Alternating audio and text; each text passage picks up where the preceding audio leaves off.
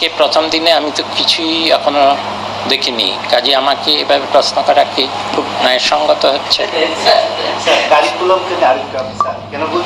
এটা হেডলাইন করবে তোমরা। আমি বলিনি কারিকুলাম বাতিল হয়ে গেল আজকে থেকে, এটা কিন্তু পরিষ্কার বলে দিচ্ছি। আমি প্রথমে বলেছি যারা যেখানে পড়ছে, যে ছাত্র ছাত্রীরা, তাদেরকে কোনো রকমের অস্বস্তিতে আমি ফেলবো না, আমার প্রথম প্রায়োরিটি। দ্বিতীয় প্রায়োরিটি হলো বর্তমান যে শিক্ষা কার্যক্রম সেটা খুব বাস্তবায়নযোগ্য না, বিশেষ করে মূল্যায়ন পদ্ধতির দিক থেকে। সেটা কি করে আবার সংশোধন করা যাবে, আগে অন্তত আগের শিক্ষাক্রমে প্রথমে ফিরে আর তারপরে আবার চিন্তা করবো নতুন করে কী করে হয়।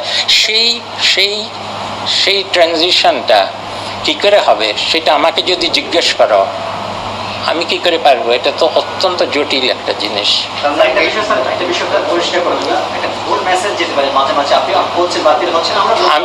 আমি বলছি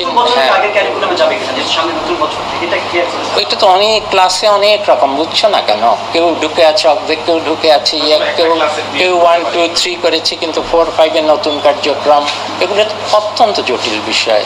কিন্তু আমি সবচেয়ে বড় কথা তাদের যাতে অস্বস্তি না হয়, এবং যা পড়ে এসেছে ধরো প্রথম, দ্বিতীয়, তৃতীয় শ্রেণীতে, পরেরগুলো আমরা নতুন কার্যক্রম, নতুন শিক্ষাক্রম, সেটা যদি আমরা আগেরটাতে ফিরে যাইও, এমনভাবে ফিরে যাব না যেটা এটার সাথে মিল থাকবে না। যে কোনোটা আগেরটাতে যেতে গেলে তারা যা পড়ে ফেলেছে তার সাথে মিল রাখতে হবে, এই জন্য অতি দ্রুত কিছু কাজ করতে হবে। পরিমার্জনের কথা বলছেন নতুন করে নাকি বিষয়টা আসলে? তাহলে কিছুই বোঝো নেই।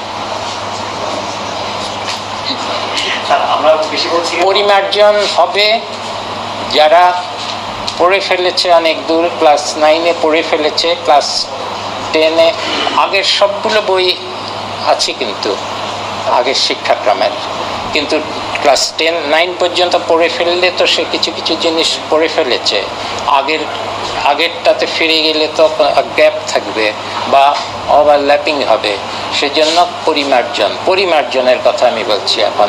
আর নতুন করে আবার ঢেলে সাজানো শিক্ষা পদ্ধতি, সেটা তো সময় লাগবে, সময়ের ব্যাপার।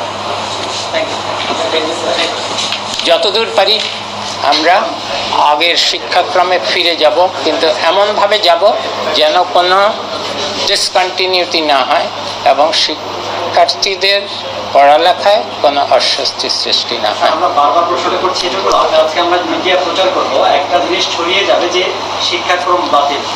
এটা করো না, আমি বলিনি শিক্ষাক্রম বাতিল, আমি বলছি আমরা আগের এই শিক্ষাক্রম বাস্তবায়নযোগ্য নয় বলে প্রতীয়মান হচ্ছে।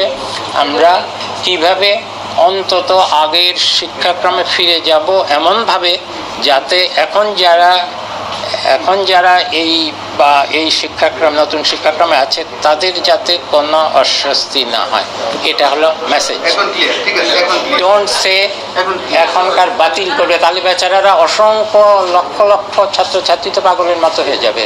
এটা আমার তোমাদের কাছে অনুরোধ, এই হেডলাইনটা করো না যে হ্যাঁ।